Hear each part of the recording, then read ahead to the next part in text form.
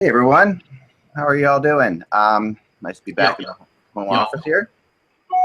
What was that, Mike? Y'all, how y'all doing? Yeah, I guess it's spending too much time in the South for me, huh? How are the grits down there? I'm not a grits guy. You know, Biscuits and gravy are about as far as I can go. I was not a grits guy until I went down to visit some friends in South Carolina and went to like a breakfast a diner, and they didn't have like what I wanted, so all they had was grits as the side, and I tried it and I'm like, wow, this is pretty good. It's sort of like thicker cream of wheat, and I like cream of wheat. So yeah, it's better than cream of wheat. I don't like cream of wheat, but I could deal with grits. I can. You can. Wow, that's interesting. I would not have taken you as a grits person either. That's interesting. Well, I spent time in Texas, remember, and Right.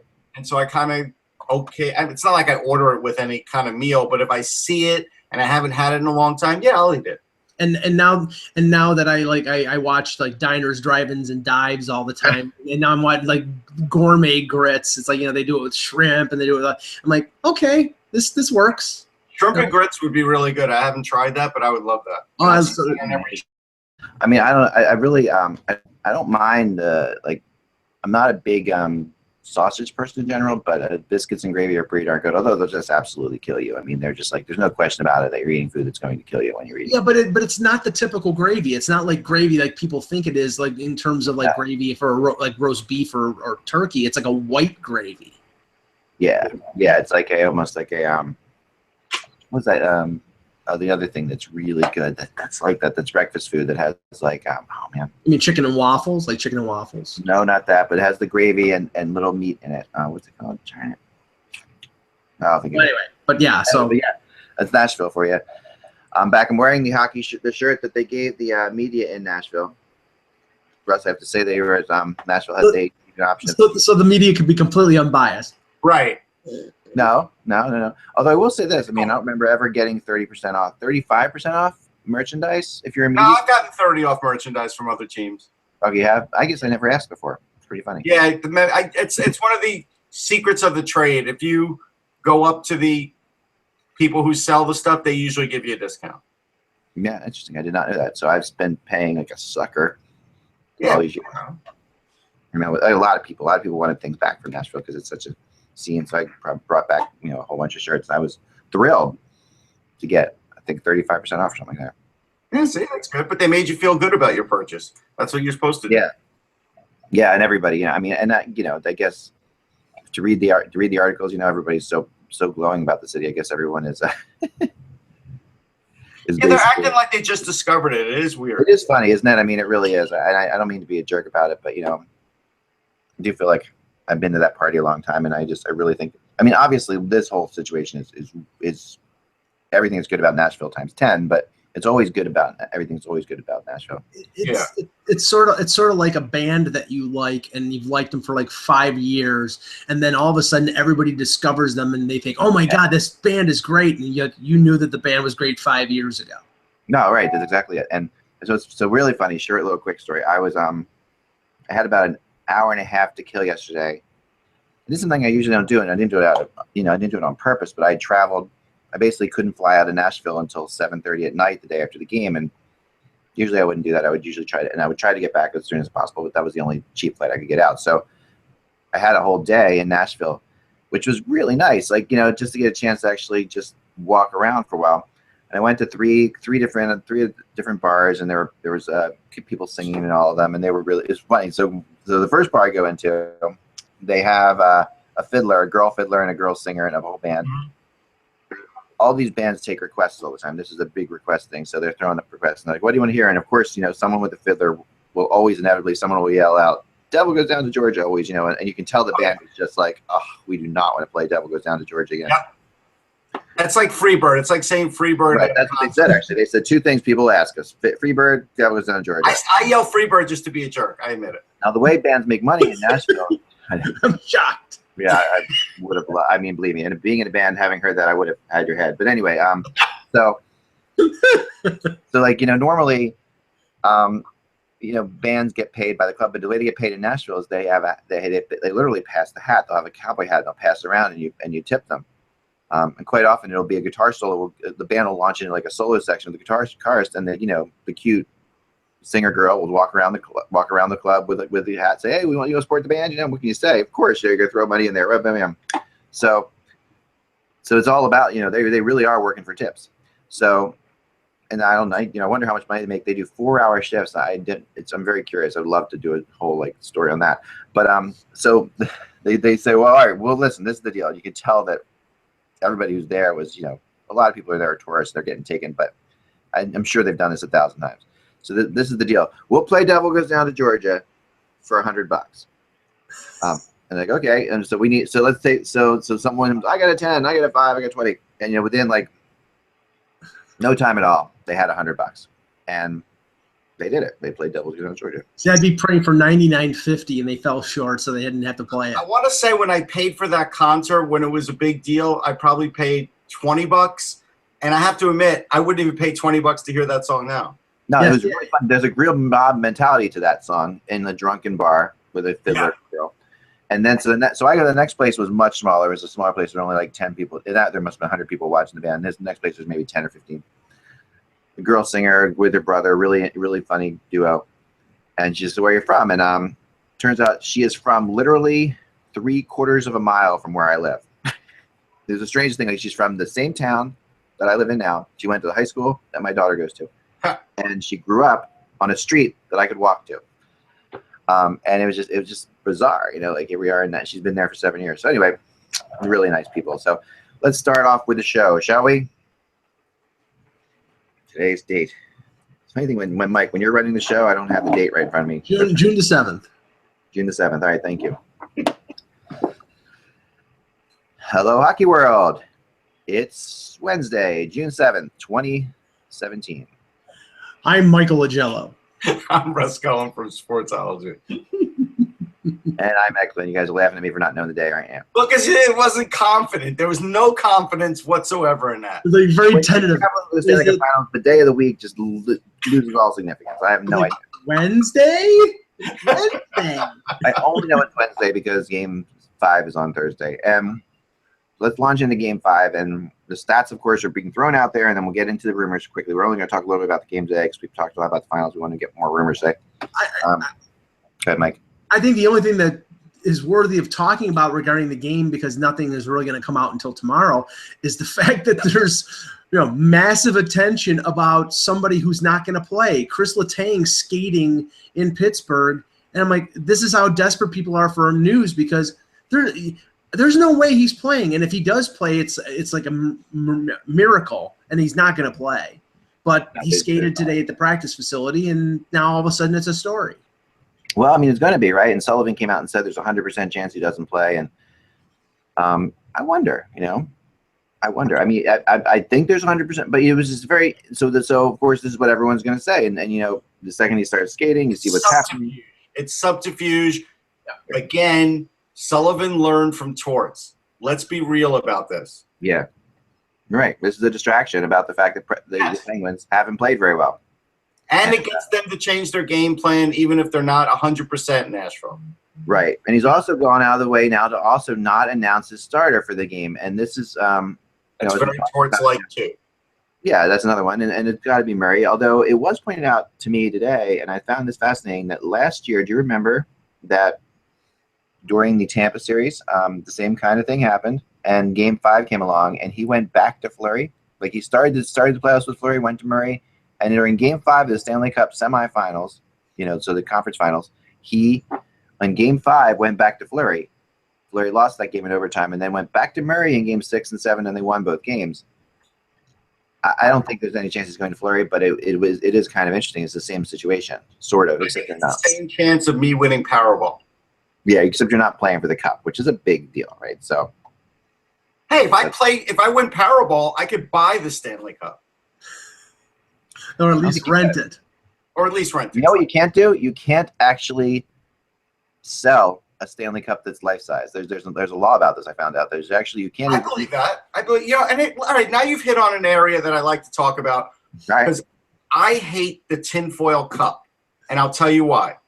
The tinfoil cup is an abomination of the Stanley Cup. It makes it look bad. It makes you look like a second-rate fan. What I do like are the people that actually get like cardboard or whatever, and they spray paint it and make it look like the cup, but it isn't the cup. The tinfoil cup is the bailout. It's like, I don't have any creativity or imagination, so I'm going to get 4 rolls of tinfoil from the dollar store and make a Stanley Cup. No, that's not it. No, I on the other hand, now I prefer the tinfoil cup to the inflatable sold cup that you can buy. No, to the inflatable, yes, the inflatable. Forget that one. That's the inflatable cup that you can buy is. I'd rather have somebody go put a little effort in and make something. Now the inflatable. I have nothing. I have nothing to add on this. I mean, I have this cup, right? So here's like, this is like, see if I can do this without breaking my whole studio. Ugh, Lord. All right, so this is, I think there's something inside this. Oops, yeah, there is. All right, that's where I put that. All right, so this you can buy. You used to be able to buy. I don't think you can buy it anymore from the NHL store. Right, mad respect if you walk around with that. Yeah, right. Zero respect for the tinfoil cup, which cost you $8.47 to make. Yeah, I really want that thing as a 1/4 scale or something like that. Yeah. So this is, and it's pretty cool. I mean, I think it's cool to have a Stanley Cup like this, but I for one would love a full-size Stanley Cup for my man cave. I think that would be really cool. I have this one. I have this one too. Yeah. Here too. I somehow feel inadequate because I have nothing. You got no Stanley Cup? Well, I even have a Vezina trophy. I mean, now come on, if you have a little Vezina trophy. No, that's the Conn Smythe, isn't it? Little piece of trivia. When Tom Thumb won the Stanley Cup, this is the one they passed to him. So yeah, so I know a guy though. I have this cup. I know a guy who's a welder, and he will make you a Stanley Cup. And that's awesome. Do that. Yes. Do it. Go for it. Apparently, it's illegal to even do that.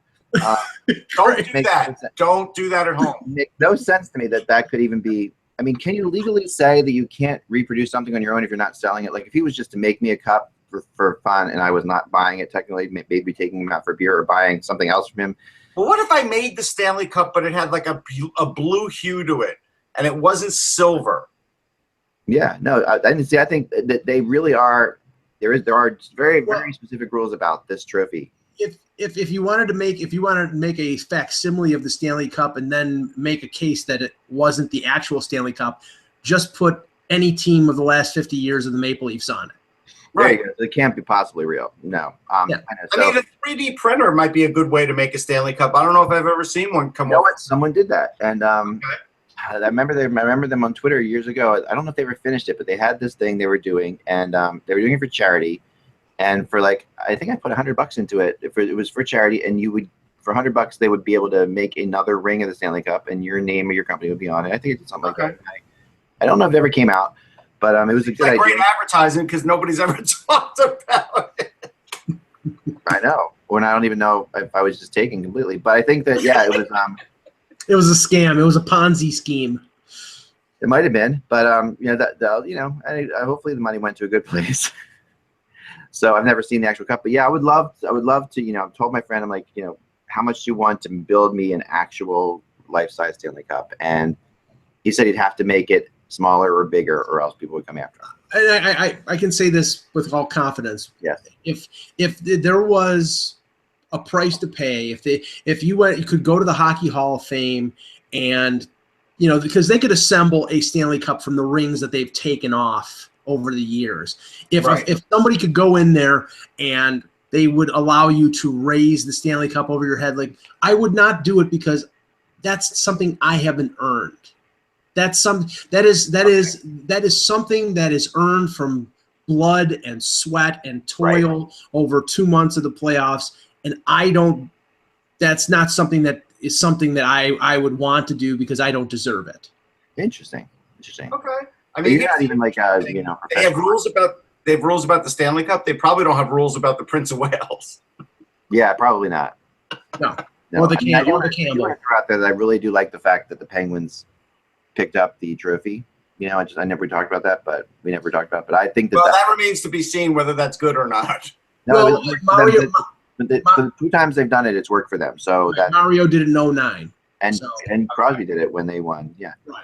So, yeah, I'll throw that out there. All right, so let's get on to so we don't know about Murray. We don't know what's happening. It sounds like what's his name from the college kid from the Predators who was hurt is going to be back. Used to be we had him on the show one time as a guest. Oh, Carter. No, wait. You're not talking about Carter Hutton. Who are you talking about? No, the remember Mike, you and I a long time ago when he was in Boston College. Was it Colin Wilson? Colin Wilson. Okay. I don't remember him being. He's going to be back, I hear, for this game. That'll probably move Parento back out of the lineup again. Right. Yeah, Parento will be out. Well, maybe not. Maybe they'll sit Zollner. Maybe. Yeah, perhaps. I mean, I don't think so because I think the deal is, I mean, they really like Harry to the Z. You know, he is he's such a spark plug, and it's just Laviolette's guy. Speed, you know, you guys brought up before, like this is why McLeod is not playing. This is why Fiddler's not playing. Yeah. You know, I thought that they might still play McLeod because he's shown some skill, but you guys are right and I was wrong. They're definitely going. Although it's funny because I was walking around Nashville, there was a guy with a Colorado Avalanche Cody McLeod jersey. Wow. That was everywhere. I seem to run into him all the time over the last couple of days. That's obscure. It is obscure. So I don't know if he's related to Cody McLeod or not. Someone told me. That's like walking around with a Toronto PA Parento jersey. Right. I mean, so apparently, and the Uber driver I had drove Cody McLeod's dad around. So this family was definitely in town. All right, so let's move on to some rumors, shall we? Because we are really getting into the rumor season here. It is only, what are we talking about here? We're talking about 10 days until we're 11 days from the rosters for the expansion being revealed. Right. And so we are really in the throes of this thing. Yeah. So as we stand now, there are probably trades being made, but I've heard, and there's some definitely positioning going on. So a couple things today. First I'll start with TJ Oshie, and let me go to the rumor chart to bring this up. We'll just start there because I have some things as well, so we can go off the rumor chart here. We'd like to show you the rumor chart sometimes as a public service. If you feel free to subscribe to the website, we would love it because it would help us out a lot. And we'll show you a little bit of it now, though. So, all right, I'm going to go with the first. Let's see, here we go. We're going to go with 4 players here three players on the rumor chart.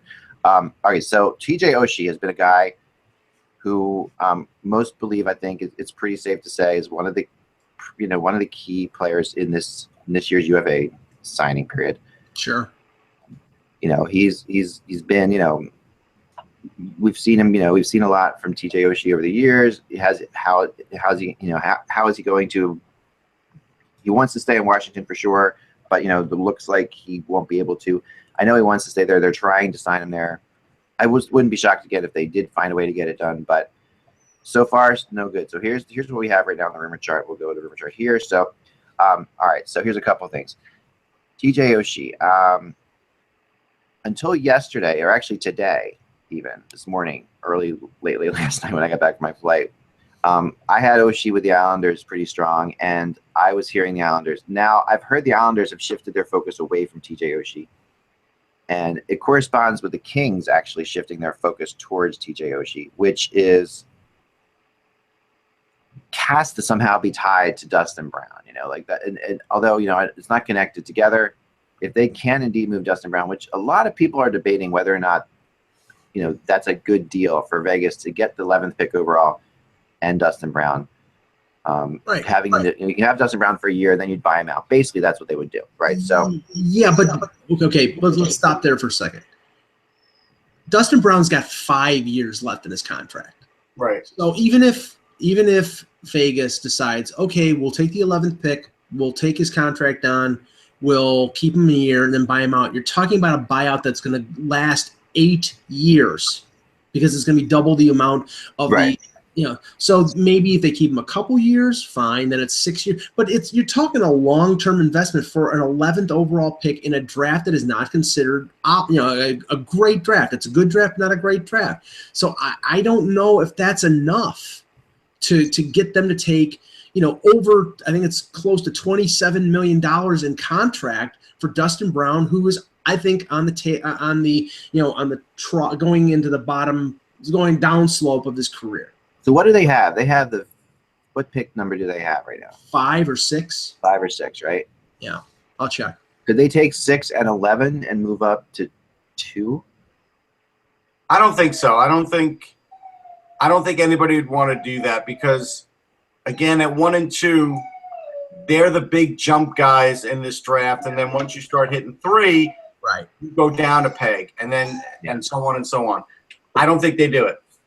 I wouldn't do it. Yeah, I mean, at the combine, we were talking to a bunch of people, and one person we talked to said, you know, you got maybe the top 3 or 4, and then from say 4 to 20, it's basically not the same type of player. There's always pluses and minuses, but you know, there's an evening out. So there's that top level, and then it drops down. So I don't think anybody, unless, you know, we're going to talk about the Philadelphia Montreal thing a little later on, unless you're getting an established player that can help you right away.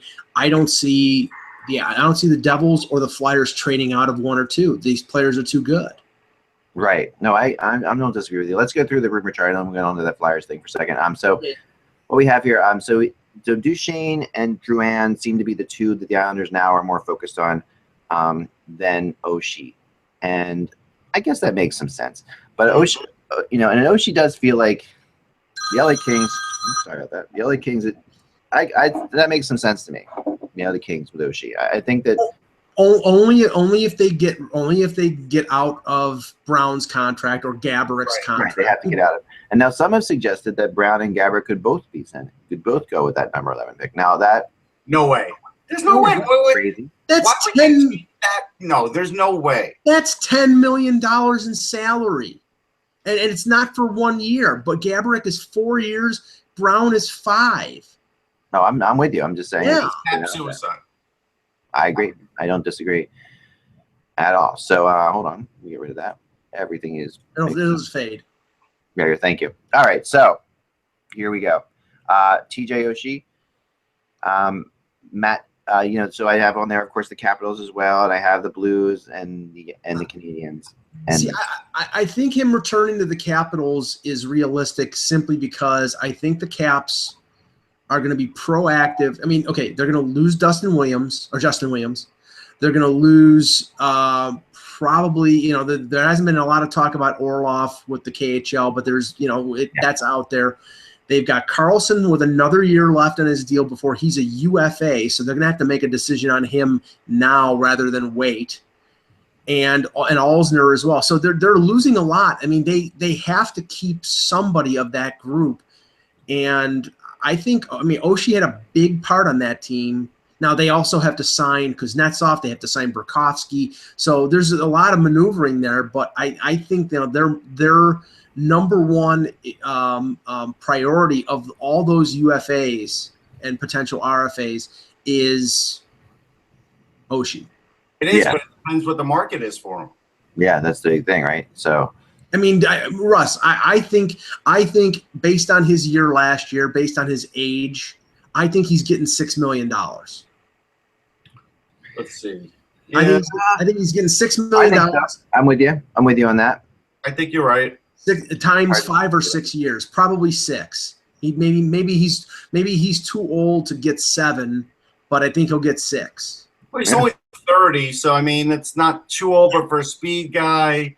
And that's a contract comparable to what Franz Nielsen signed, to what Louis Eriksson signed, to what Backus signed in Boston, what Opozo signed in Buffalo. And I think he's better than all those players that you mentioned. Yeah, and he was almost a point a game in the playoffs and one of the better Caps players. He's going to get paid. I mean, yeah, I totally agree with that. Okay, so some other. So I have Duchesne on here as well.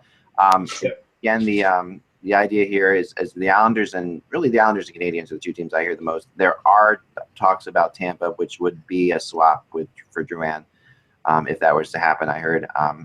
I don't, you know, I'm not really super strong on that one, but I think Montreal, the Islanders. Yeah, I think you're right, and I mean we've been talking about Duchesne for what 3-4 months. Oh, geez, yeah, almost half a year now. Yeah, and I mean, there were some people who were saying, okay, it doesn't make any sense for them to trade him. They need to get a certain amount for him. And in the last couple of weeks, I mean, guys like Bob McKenzie and Elliot Friedman have come out and said, it's looking very sure that Duchesne is going to get traded. It's just a question of where and for how much. Now, he had a bad last quarter of the season. He's got, I think, 2 years left at $6 million per. Yeah, he can play center or wing. So depending on where you want to place him, he could fit either. I think the chart is dead on. I think the Islanders, I think Montreal makes sense. I think one team that makes sense too, that's sort of, and we heard rumors about it, is Carolina, because Carolina's got that glut on the blue line and they need offense.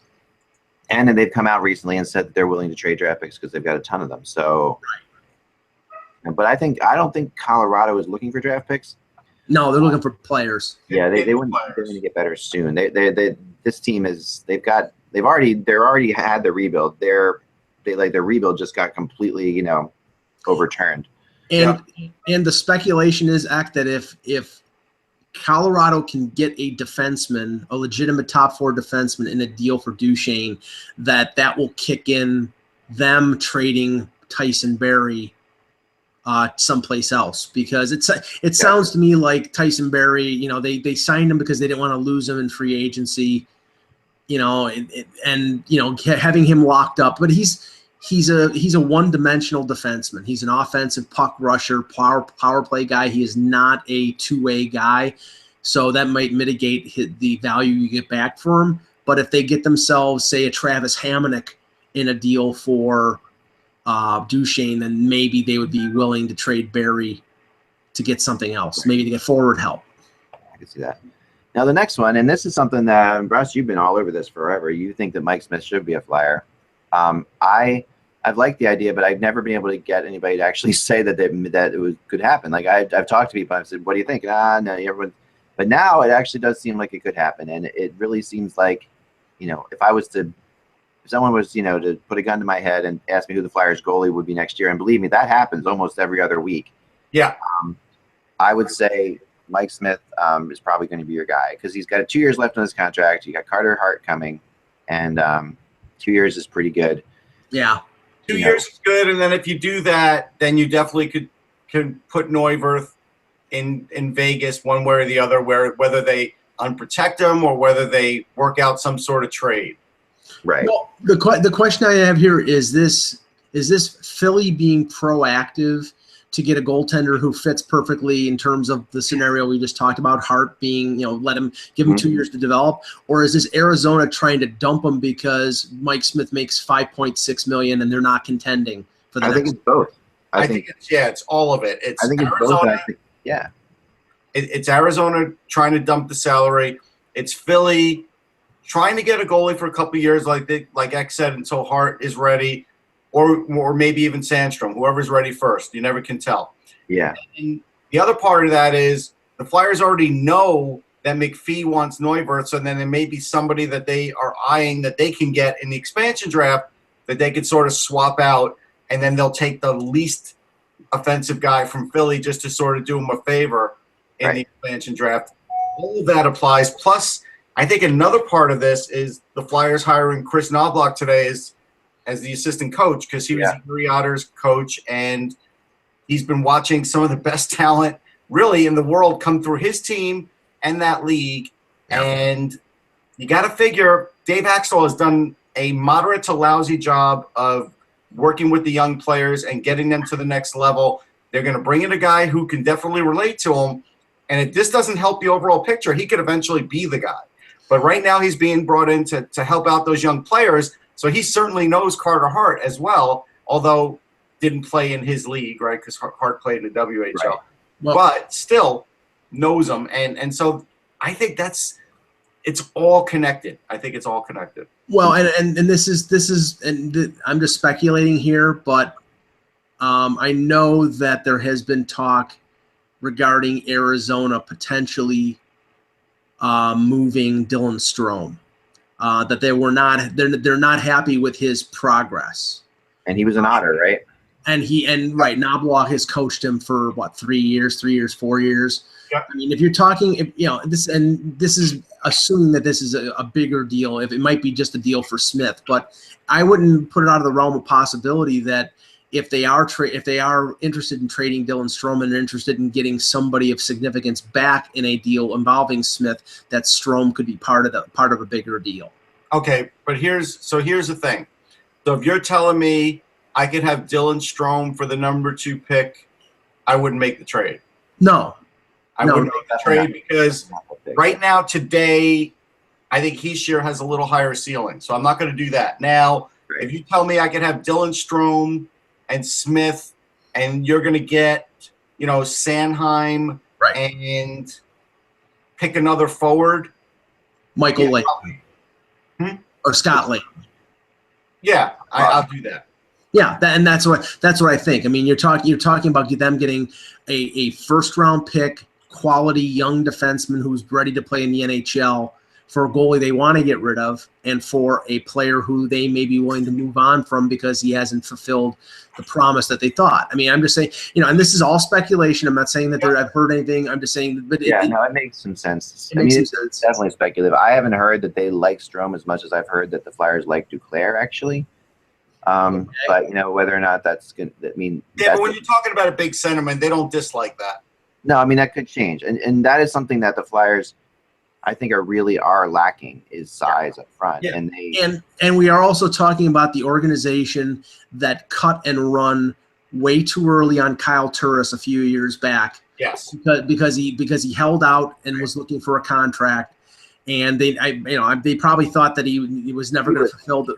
To them, I mean, I think that to me was like a cut, like the Flyers cutting and running on Jeff Carter. I mean, as much as Kyle Turris, Well, they didn't cut and run on Jeff Carter. We all know there were extenuating circumstances. Oh yeah, but I think with Turris there were as well. Though. Yeah, but the thing is, there may be extenuating circumstances, but a team has got to get value. Kyle Turris was a number 3 overall pick, just like Dylan Strome is, and if Arizona, if Dave Tippett and John Chaika are going to trade Dylan Strome, which has been out there as a possibility, they have to get equal value. They can't dump them for less than that. And that's the problem with that organization. They keep trading players who have value for less than what they're worth, and then when that player turns out to be good, like Turris has, and they have David Rundblad and a 2nd-round pick to show for it, well, that shows they're a Mickey Mouse organization like the Devils used to be.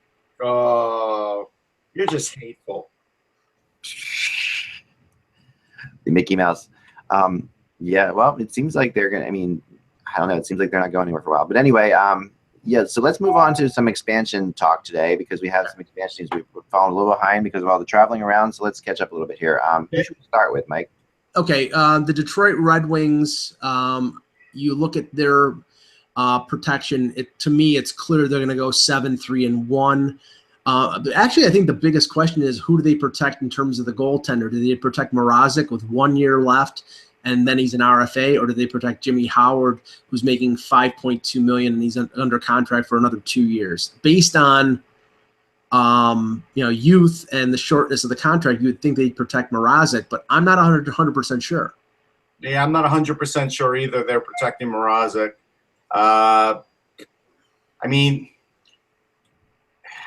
think at the end of the day, they will not protect Mrazek because there's just not that much like for him in the organization. Defensively, they've got a lot of money invested in what I think is an average defense. Mike Green's got a year left on his contract at $6 million, but he's still effective offensively. Danny DeKeyser's 27 years old. They'll protect him. They'll probably protect Green if they don't trade him. It's a decision then between protecting Nicholas Kronwall with a year left, who's 36, or Jonathan Ericsson, who's 33, who's got 2 more years on his contract. Or do they protect the young guys like Xavier Ouellette or Ryan Sproul? Nah, I think they'll protect Ericsson. I think they'll protect Ericsson too. I wonder about Green though. I think that also McPhee. That's Green was a McPhee player for a very long time. Oh, sure, he would love him, but there's no way they're giving up that offense. They can't afford to. Right. Depends where you are. I guess so. They're going to have money. They have a new arena. It's not like they're going to be hurting for money. Like Yeah, he's only 31, right? Yeah, he's only 31. right. And this is the thing. This is the thing with Green. If you do not protect him, and McPhee picks him up in the expansion draft, Detroit gives up what they can get out of Green at the trade deadline as an expiring contract. I mean, it would be McPhee would be getting a player that can help him, and then trade a guy off at the deadline and get a double. I think Detroit's going to protect him simply because they can probably get a first-round pick and something more for a guy like Green, who's a really good offensive player. I mean, we know his defensive foibles, but he still can be a good offensive player. I think that's true. At forward, they have to protect Franz Nielsen, who has a no-move clause. Obviously, I think they're going to protect Zetterberg, Gustav Nyquist, Abdul Kader. The guys who are the question marks are players like Luke Glendening, Riley Sheehan, who had a bad year, Darren Helm. They all have term left in their deals. They're definitely going to protect Anthony Mantha and Athanasiou. So, I mean, they're going to leave one of those three, Helm, Sheehan, and Glendening, is probably going to be exposed. I think Helm's the guy. I don't think there's – I'll tell you the guy I've heard, which you guys haven't mentioned, but the guy I've heard that that I've talked to seems to think could go there is Justin Abdelkader. No way. Yeah, no, he's. No I mean, that's a non-starter. There's no way. Why would they do that? I don't know. No, there's not a good reason. I mean, the only he's 30 years old. He's under contract until 2023. It could be a financial thing, but I think there's enough interest and value in Abdelkader that they could trade him. Exactly. If they're gonna expose a Glendening or a Riley Sheehan, I think Lou Lamoriello contacts George McPhee and says, take that guy and we'll trade for him, because either one of them would be a perfect number 4 center for the Leafs who are looking for somebody. Yeah. But Glendening is a winger, so he'd be a 4th line guy. But yeah. Yeah. All right. So who's next? Who do we have next? The Edmonton Oilers are next, and I think Edmonton's pretty straightforward. They're going to protect Cam Talbot. He has a no-move clause. Andres Sekera. Now, he has a no-move clause, but he also tore an ACL. So they have, could they ask him to waive his no-move clause because they know that Vegas is not going to take him because he's probably going to be out for 6 months? I don't know if you can do that, if you're allowed to do that, actually, if a guy's hurt. Yeah, I don't think you're allowed to do that. Well, okay. No, they're going to protect Clefbaum. They're going to protect Larson. That probably means that guys like, Dylan Simpson, David Musil will be exposed. Griffin Reinhart. I don't see them protecting Griffin Reinhart. Yeah. They don't have to protect McDavid or Kajulia or Puljujärvi because they're within that 2-year window. And the best player that they have a risk of losing as a forward is probably Matt Hendricks or Zach Cassian if they don't protect him. So I think Edmonton is fairly safe. Now I think they'll have to protect Cassian based on what he did in the playoffs.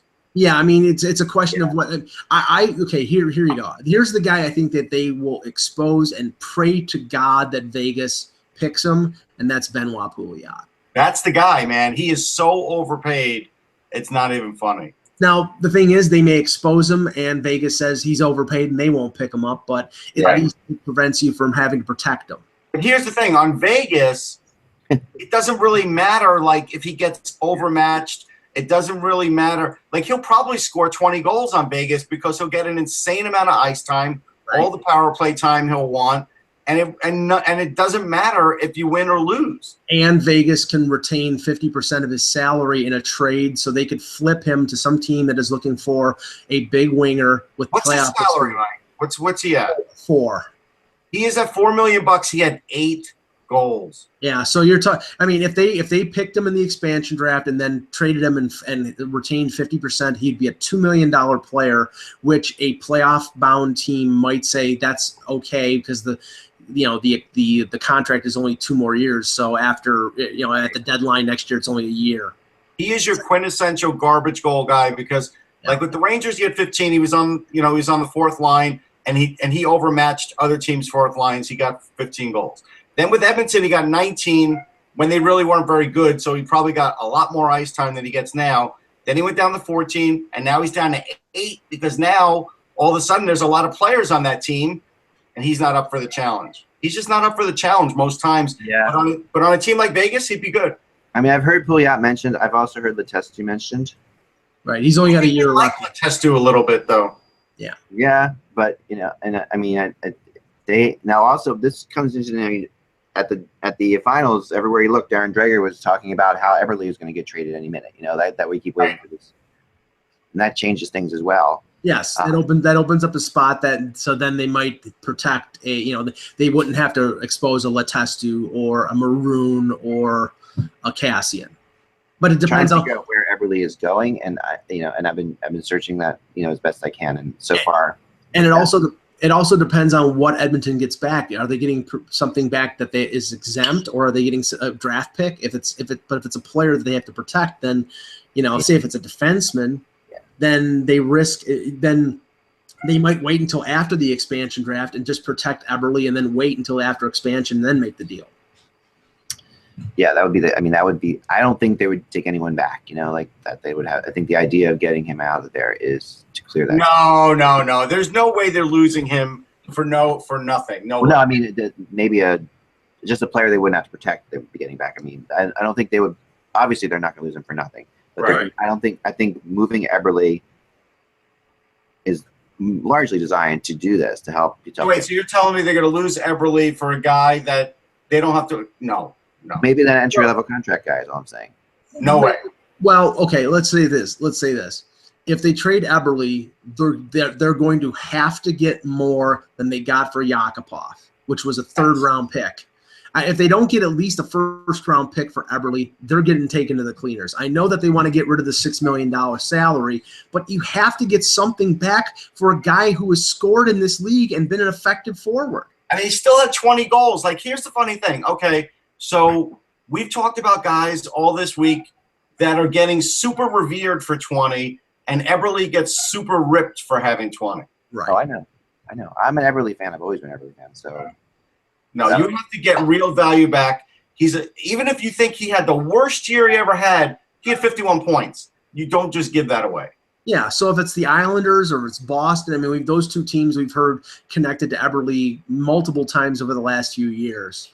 I mean, you're not even taking Eberle for Ryan Spooner. You're not even doing that. He's worth way more than that. Yeah. I mean, on my chart, I have Eberle, with Buffalo, actually, which I've heard.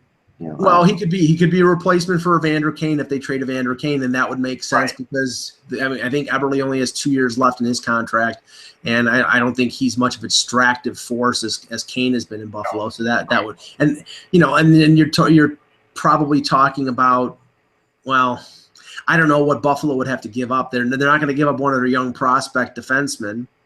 No, they don't have enough defense. They'd probably have to give up a forward. A guy like a Justin Bailey or a Carrier or something of that nature. Yeah, but those guys are not enough for him. No, you probably have to throw in a draft pick. Right. Yeah. Florida is the next one. Yeah. Now here, okay, big question mark here. Yeah. 38-year-old Roberto Luongo does not have a no-move clause. Apparently, the no-move clause was waived when he got moved from Vancouver to Florida. So do they protect Luongo or do they protect James Reimer? To me, I would think they would, even though Luongo is 38 and you have to still protect Luongo. Exactly. Now, do I think that Vegas is going to take James Reimer? Nope. With 3 more years at 3.4, not a chance in hell. So they're safe. Very safe. Defensively, Yandel's got a no move. Ekblad obviously is protected. Demers is obviously protected. That means Pizik and Petrovic would be exposed. Yep. I don't think that kills either one to lose either one of them. Petrovic has a lot of Petrovic people like. I mean, that's the guy I think from Florida. I really do, and I think that he's the guy I've heard more than anyone else. The other guy I've heard, I'm looking at my notes here for Florida. I have also heard the defenseman. I mean, the forward. He's got that crazy long name. What's his name? Vegas. I'll take Petrovic because he's got a mean streak and he's still a pretty good skater. Yeah, that's a guy they could use. Jonathan Marchessault is not going to be exposed. That's the Michael Grabner of Florida. He had a phenomenal year. Yeah. He scored over 20 goals. He's making $750,000. No, I mean they're protecting Huberdeau, Barkov, Riley Smith, Trocheck, Bukestad. That's 5. Probably UC Okinen. But after that, you look down their list, and Marchessault is the logical next one. I don't think they're going to be concerned about losing Derek McKenzie or Colton Sevier. So I think they're protecting Marchessault. Yep. Who was it I talked to? I talked to somebody at the finals who that you would really be surprised, like a very respected person who really thought Marchessault was the guy. But yeah, I think Petrovic's the guy at the end of the day. I do too. Yeah. You want to do one more? Want to do one more? Yeah, sure. Let's go for one more. Okay, the LA Kings. Goaltender, no question. It's going to be quick. Defense, perfect for 3 defensemen. Doughty, Martinez, Muzzin. That means you could lose Matt Green, you could lose Braden McNabb or Derek Forbert. Now they're both young and inexpensive, but you're going to keep your big 3. Again, this talk about Muzzin or Martinez being moved in a deal for Evander Kane makes absolutely no sense. Yeah. Especially since neither one of them are going to be exposed for expansion. So now Kopitar has the no move. Here's where the Dustin Brown thing comes in because, you're going to protect Carter. You're going to protect Pearson and Toffoli. After that, it's like there's not much that I think would really hurt them if they lose. So, Gaborik can be exposed. Brown can be exposed. Trevor Lewis can be exposed. I mean, I think LA is set up not to take a big hit here when it comes to expansion. I actually think that they will. And there's a guy I heard, and that's Braden McNabb. I think that's the guy they could lose. And I think that's actually pretty significant. If they lose him, that is significant for them because they're not loaded on defense. Yeah. I mean, I think that he's the guy. I mean, it's weird that they wouldn't protect him, but I've heard it. I mean, and by the way, Marchessault was the person who was talking about Marchessault being possibly the guy was Pierre LeBrun, so it's like that's. Well, okay, let's use this for argument's sake. If LA goes 8 skaters and protects McNabb along with the 3 other defensemen, then they protect Kopitar, Carter, Toffoli, and Pearson. And that means exposing Brown and Gaborik and Lewis. So they could go 8. They could realistically go 8. Yeah, that's probably the route they're going. Yeah, I think that is the route. I'm trying to think. I'm looking at my notes to other people. I have Braden McNabb. I have some people telling me Braden McNabb. I mean, and if they go 8 skaters, then probably Forbert is the guy who would get picked up, Russ, because he's 25 years old. He's cheap. He's a former first-round pick, I believe. And he's just starting. I think he's in the mix for LA for next year on their bottom pairing. So getting a guy who's 25 years old and not making a ton of money might be something attractive for Vegas. Played all 82 games. I mean, but Gravel has some potential too, and I guess he's probably safe, right, Gravel, because he's not. Yeah, he's exempt. Yeah, so Forbert's probably a guy that I think they would move on from even before McNabb. Simply because I think McNabb's got a little more offense, not a lot. He didn't show it for LA last year, but he showed it 2 years ago. Well, I talked to 8 different people, so I can go through I'm going through my notes here. 8 different people that I respected, big writers, guys who have been around the league for a while. 6 of them said McNabb. It's very possible. If they go 7-3-1, then McNabb's getting exposed. But I don't see, if they go 8 skaters, I don't see a 5th or 6th forward that they would feel sorry in losing. Oh, we made the really solid bet here, Mike, that I want to make with you guys, that I think that not more than, can we do an over-under of 2 teams maybe that don't go 7-3-1? Like I think everybody will go 7. I think more teams. I'll go. I'll take the over for 2. I'll take it over 2. All right, I'm saying. Okay, how about 3? You want to give me 3? Why would I give you 3 when you said 2? Yeah. All right, so if it's 1 or 2, I win. 3 or wherever you guys win. I honestly don't think.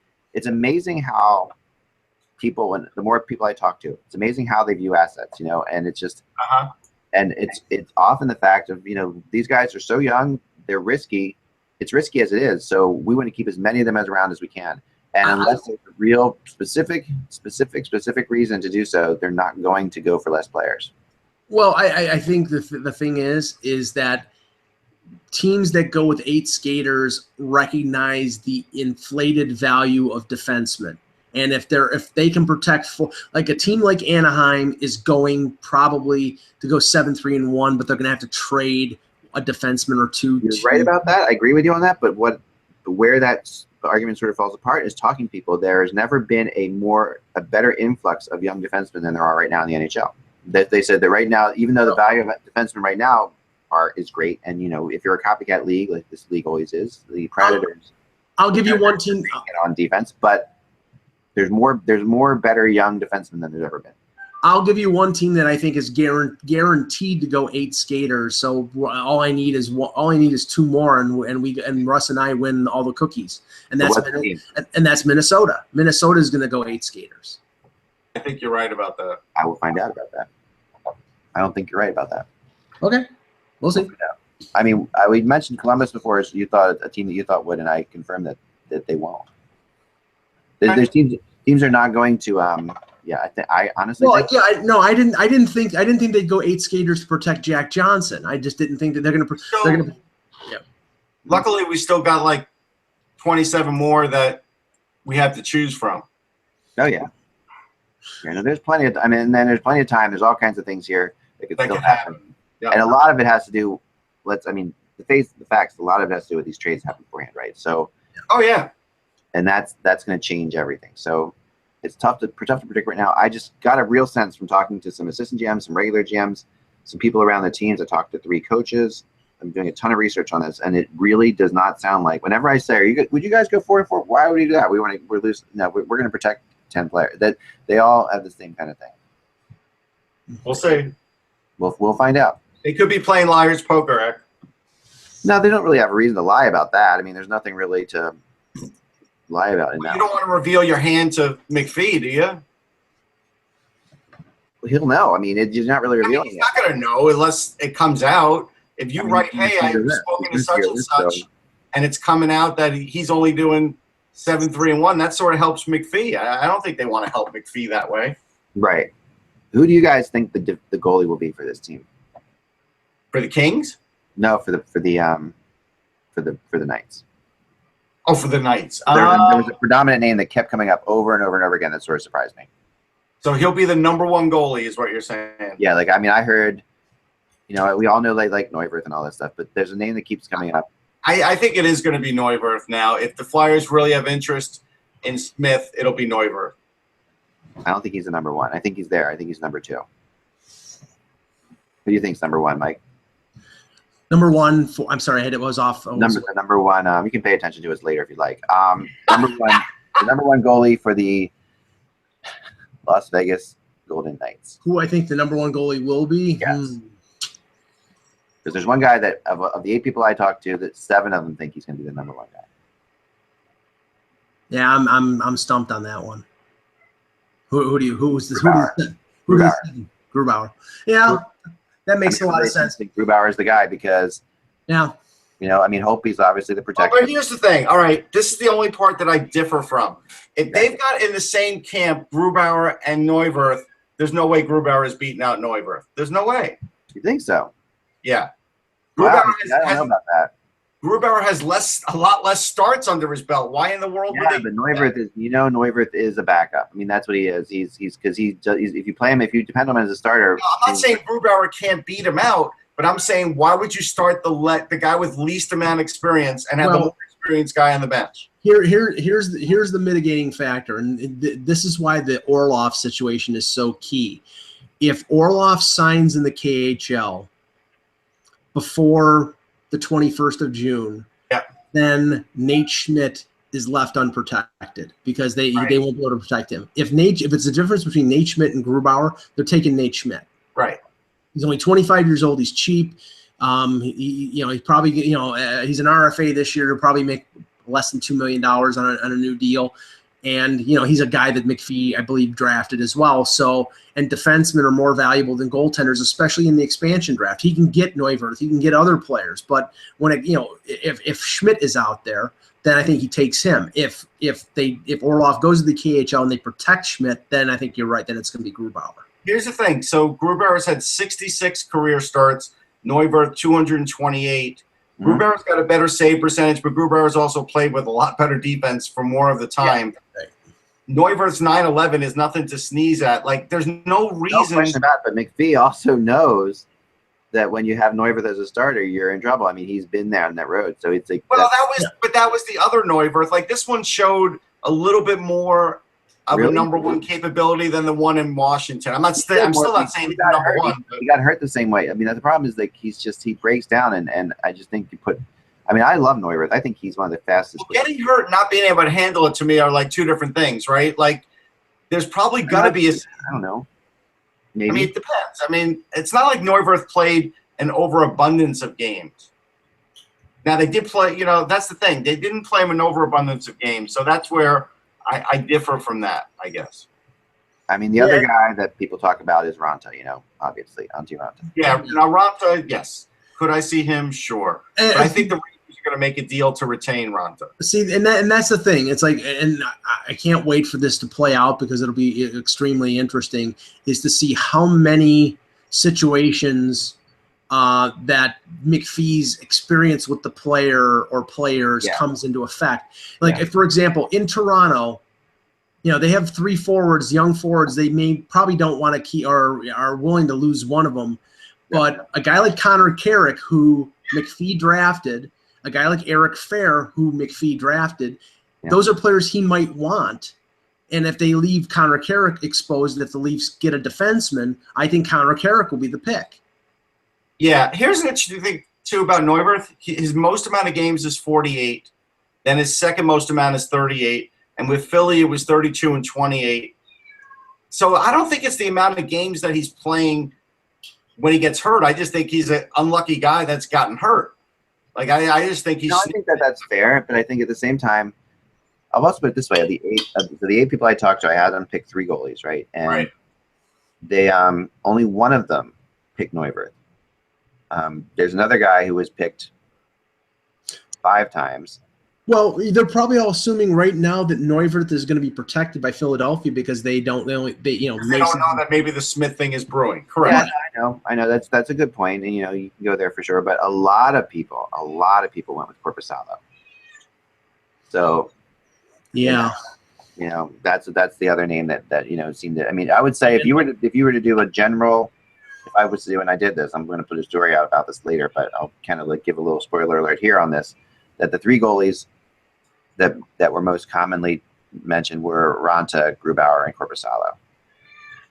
And I could see all of those names. They all make sense. Mm-hmm. But like I said, I just don't think Ranta will be there in the end. And Neuwirth will be there only if the Flyers know they can get a goalie. Otherwise, he's not going to be there either. So then Grubauer will end up being the guy because of that. And honestly, I think with Bobrovsky's history of injuries, last year he had a phenomenal year and he stayed healthy. With his history of injuries, the fact that Korpisalo is a good young goaltender and Bobrovsky is a UFA at the end of the 2018-19 season, I see Kekalainen trying to make some sort of side deal to be able to keep. I agree. I definitely think he's going to try. There's no question about that because they want to keep both of them. Right. They just simply can't expose Bobrovsky. So it's like, no, he's got a no move. Yeah, and even if he didn't, they couldn't expose. You know, they need to hold him even if he's got a year left. I mean, he was practically their MVP again. So, yeah, I think that's really good stuff, guys. Tomorrow we'll get into who would be next on our list here after Florida. No, after LA, we go to the Montreal, to the Minnesota Wild, then the Montreal Canadiens. Good ones. I got some good stuff on both of those teams. All right, so we'll get into that tomorrow. Tomorrow we'll have Russ on the phone with us as you're driving out to Pittsburgh tomorrow. Yep. And yeah, Russ, you have a prospect for us, by the way, before we get out of here today. I didn't have one in mind. Not your fault. I'm sorry. But I'll mention a guy. I can mention somebody who we we talked about the other day in Drayton Rasmussen. I did, a little more looking at him, and he really had a heck of a year in the USHL, and he's just one of these goalies now that went under the radar. And so the fact that he did so well in the combine will help him as compared to these really knuckleheads that are killing Middlestat for the lack of pull-up and weight bench. It's like, you know what? Here's the thing. That doesn't hurt you. A bad interview will hurt you more than that. Yeah. Sam Bennett turned out okay. So will Casey Middlestat. But Matt Rasmussen, for the kind of position he's playing in goalie, to do as well as he did in the broad jump and with the weightlifting, and he couldn't do the bike because he had a concussion. I got a feeling this kid would have been a beast on the bike too. Yeah, that could make him a second-round draft pick now. Yeah, a tall, lanky player, and I think you're right, Russ. I think he's gonna. He's not lanky. He's got guns, man. No. I mean, in terms of lanky, in terms of torso. Yeah. But he's got guns on him. I think so. I think he could surprise in this draft because he wasn't really on my radar. He was like 6th in Central Scouting, and now he's getting on the radar. Well, remember to follow Russ at Sportsology because he's your guy for this draft stuff. So go to sportsology.com is his website, and you want to go there for sure for all your and you also your show on the weekends is going strong right now. I heard it this past week. We're taping our last one of the year, our 4-hour draft show for Hockey Prospect Radio, and that will play really almost until the day of the draft on a million different stations, and people will be sick of me. Can't wait, though. Can't wait. But you can check that. That's going to be on XM, the easiest way to hear it. We're sick of you here, right? I know. I get it. Don't enough of us here. You'll see that. And also follow Mike at Mike in Buffalo. And another quick note, we are in the process of having a competition on Hockey Buzz for our next Montreal Canadiens writer. And we posted one today, a really good article, I thought. We have a couple more in the hopper, and then we're looking for some more. What we're going to do is what we did before with this, which got us Eric Engels and got us Jen Cutler, and it's gotten us some really good people over the years. Because there's so many Montreal people on the website. If you've never done it before, you've never written before, as long as you can commit to writing like every other day or 5 times a week, ideally, and you have a lot of ideas, don't worry if you've never written before. If you have an interesting, unique voice, that's what I kind of look for. So, would you consider a guy in retirement, like, I don't know, if Guy Lafleur wanted to start writing? Absolutely. Okay. We used to have Yvan Pinot. That was great too. So hey.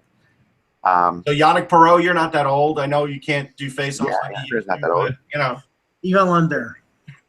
No, but if you're interested in that, and it's very simple, just send an email to me at eklund@hockeybuzz.com. Put in the subject, Canadiens writer, and then just write something. Basically, I really what I care more about than anything else is how you write. So just write something. That would be great, and we will narrow it down to a field of 4, and then we'll do some voting. We'll do what we've done before, and we'll end up with probably 2 guys or 2 writers. Could be obviously 2 women. We've had women before. It helps if you can write in French as well, because we do want a French Canadian writer too. There you go. So remember, without the buzz, it is just hockey. We will talk to you tomorrow.